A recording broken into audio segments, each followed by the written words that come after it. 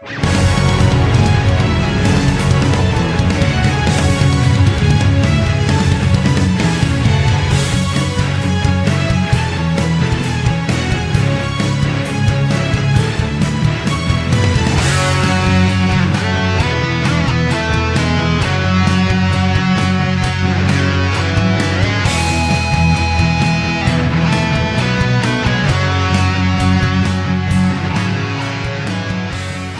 guys, this is Thorin of Ravenholt General, welcoming you to the KEK YoSelf podcast. Flying solo today, there's been an outbreak of some feral mange, and the shot procrastination has hit us kind of hard in the area. But let's get over that and get our fourth installment of the podcast going. There's been some new additions to the 5.2 changes that we've hear so far.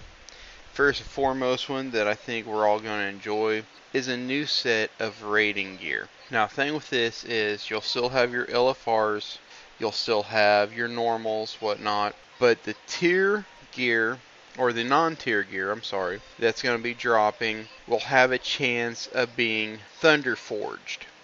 Now, this will be your wrists, trinkets, weapons, anything that isn't in your 5-piece. This is, let's say our normal gear is going to be quality 522. Yeah, the normal gear is going to be quality 522. The normal Thunder Forged will be an item level of 528. The heroic version normal gear will be 535, and the Thunder Forged versions will be 541. This is important because where we will get a chance for it to drop in 10-man, there is a greater chance of it dropping in 25. Blizz is really trying to push 25-man raiding again, and they're going to do this by giving us better gear, or a chance at better gear, if we do 25-man raids. And this is a great thing because it incorporates 25-man raids again, because Kata basically killed 25-man. When they went and changed the way loot worked, where 10-man and 25 dropped the same level stuff, it killed 25-man progression. But the thing to remember is that Blizz doesn't want to kill off 25-man, so they're giving us the higher item level back. In other news, they're tweaking some of the tier pieces again. The DK tier 15 DPS 4-piece was supposed to increase our Army of Dead duration by 15 seconds. I think we told you this in another podcast, but they are changing this. Now the 4-piece will let our Soul Reaper proc on targets below 45% health instead of the 35. And in addition, the damage that's going to be done will be increased by your Unholy Mastery because of shadow damage. The Frost will additionally have Killing Machine be able to proc it. Not only will the initial strike proc off Killing Machine, but Killing Machine will make the tick at the end of the 6 seconds be a critical strike also. It also looks like they're changing the Hunter tier 15 4-piece, so it will include Aim Shot being able to proc the Lightning Arrow as well. Originally they were just having it being Arcanum Multi, but now it looks like Aim Shot will also proc it. But anyway, let's see, they've announced what the legendary meta gems are going to be. Now these are the reward you get after becoming exalted with Raytheon and doing all his quest line. You're going to get this meta gem. Basically it's going to give us 324 stamina and then a chance. Let's see, the tanking one is a chance on being hit to gain a 20% reduction to physical damage taken. Let's see, the courageous one, chance on casting a helpful spell to make your next spell cost no mana. Healers get a cool little buff there. Let's see, chance on striking with a melee attack to gain Capacence. Not sure what that does yet, but I'm sure we'll find out eventually. Let's see, we got one chance on dealing spell damage to gain 30% haste for, duration. And then we've got one that's just going to give us straight 665 PvP power and 775 resilience. Also, seeing how we're on the list of new enchants coming, we've got an enchant weapon, Glorious Tyranny, coming. And this is going to allow us to put PvP power and resilience on our weapons. Let's see, we've got new spell changes coming. Again, we'll start with the Death Knight. Strangulate is going to be reduced to a minute cooldown, down from its 2 minute. I imagine this is because everybody was choosing the stun that allowed it to be on a 1 minute cooldown anyway. So they're going to lower Strangulate to a 1 minute cooldown, just so there's no major advantage of Asphyxiate. That way, Asphyxiate doesn't feel as a must-take in that tier. See, Druid, your Cyclone is getting lowered a little bit. It's only going to have a 25-yard range instead of the 30. Growl no longer activates bear form, but requires it. And maim damage was doubled. Not sure if that's going to help y'all out, but it sounds effective. Let's see, Guardian form. We've got Thick Hide now working off of any attack, not just melees. And Tooth and Claws damage was reduced by about 12%. And see, this is what I don't understand, because Druids are getting the Major Glyph Cyclone, which now increases the range of Cyclone by 5 yards. So they're lowering the range by 5 yards just to give you a glyph to increase it 5 yards. I guess this glyph already increased it by 4, but they're tweaking it, seeing how they're lowering the range. Interesting. They could just get rid of the Glyph of Cyclone and leave it at its appropriate range, because I'm sure if a Druid wanted it, they are already going to glyph it anyway. I'm sure that's going to become a glyph that's real popular with PvP, just for the ranging. Let's see, monks are getting a few changes here. Blackout Kick for the Mistweaver now cleaves, up to 4 nearby targets. Eminence now heals for 25% of the damage done, down from 50%. And the Eminence statue, when the monk deals non-auto attack damage, let's see, the Jade Serpent that it summons will heal the lowest health target within 20 yards, equal to 25% of the damage done. This is down from 50%. So they're lowering your healing ability a little bit, it looks like. Your Interrupt, the Spear Hand Strike, no longer costs energy or mana. I imagine it will have a cooldown placed on it, but no word on that yet. And Tiger Palm for the Mistweavers, damage is doubled. Let's see, we've finally been announced that the blacksmithing is going to get their old patterns back. And you're going to learn them by making your lightning steel ingots. Every time you do this, and it's a once a day cooldown, but when you make them, you're going to have a chance to learn a pattern. And the great thing about this is, just like in BC, you have to make this pattern to learn the next one up. And then you have to make that one to learn the third and final version of the weapon. This is going to take a blacksmith at least a month to do for each set of weapons, because of how many ingots they cost, and the fact that they're a once a day transmute that are soulbound.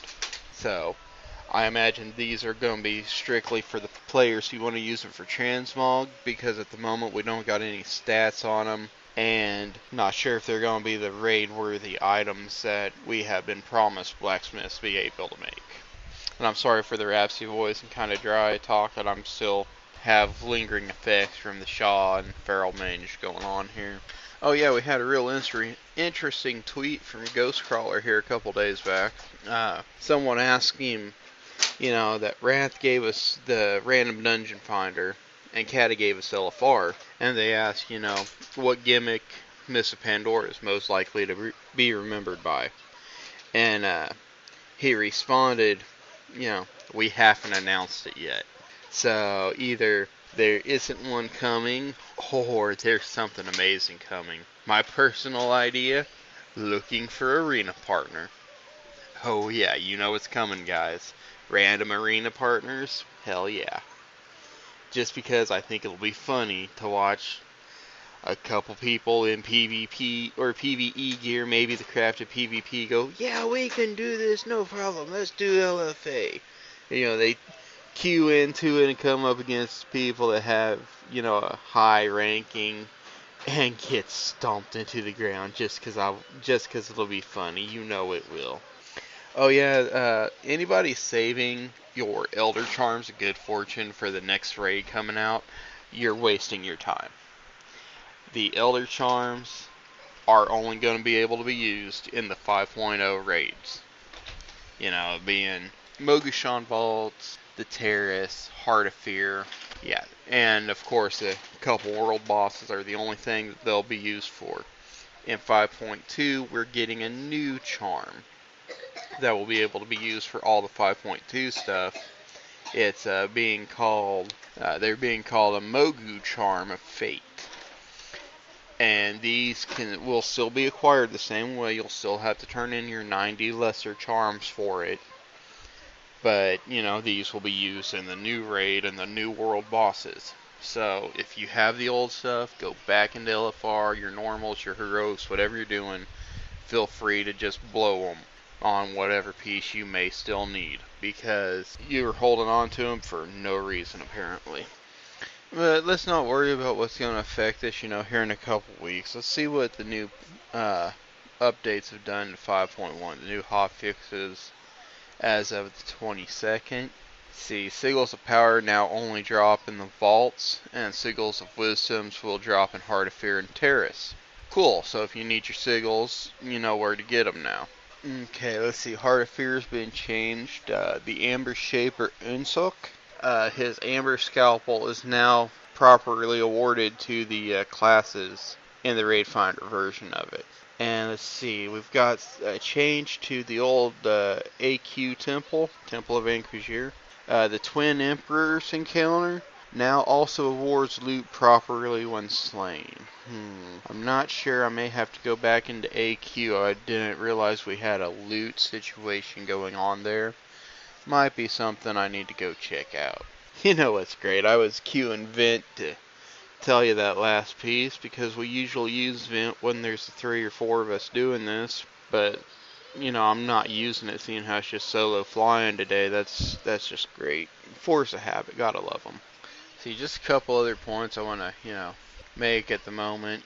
Don't waste your time or get angry if you don't get your Shot Touch weapon. We have no current information whether we're going to be getting any new weapons in 5.2. And if we do, we have no information on whether they will acquire a Shot Touch gem. But I've been looking statistically at my hunter on the female dwarf website, Zephyr's website. It's a spreadsheet for hunters if you're not familiar with it. But the LFR version of the weapon is only going to increase my DPS by about 2.5k a second. I currently have the LFR bow from the vaults. And if I get the gun and gem it, my DPS is only going to increase about 2.5k a second. And sure, any DPS increase is a great thing. We were talking about this last time. If you can help yourself, you help your raid. But 2.5k is not enough to be getting upset about. So if you haven't got your weapon yet, don't worry about it. It'll come in time. And the next thing I want to talk about is something I've been fiddling with here on my DK. In the 5.2 patch, they're changing the talent conversion. If you haven't even looked into this, conversion is on the same tier, level 60 with Death Pack, which, face it, most DKs have taken. Or with Death Siphon, which some of your Frost DKs have been taking. But check into conversion after 5.2 because they're doubling the amount of its effect. Here I go again, queuing my Vent to talk to y'all. Anyway, conversion currently costs 10 runic to activate and 10 runic per second that it is active. It's going to be only taking 5 runic to activate and then 5 per second. Now this don't sound like much, but 3% your maximum health every second is nothing to sneeze at. And I've been, I just got curious on it the other day, so I went on my blood DK, and the healing that I am able to receive from this doubles both my Death Pack and Lichborn healing. So if you are at a spot, if you feel comfortable with giving up, the lay of hands through Death Pack, and Lichborn's lovely little shenanigan at using Death Coil, you can actually take conversion, and throughout the course of the fight, conversion will double any healing you will be able to receive from Lichborn and Death Pack. Now obviously this is something that you'll probably take more for PvP purposes, conversion is, but don't rule it out on raids, because any healing, anything that you're able to do to help your healer save mana, again helps your raid, again helps you get further. Conversion might become a good thing to have. But again, I'm sorry for the short podcast and the lack of podcasts here lately. We're going to try to get them rolling again as soon as we all get feeling better. And this is Thorn with the KEK YoSelf podcast. Remember, KEK yourself before you wreck yourself.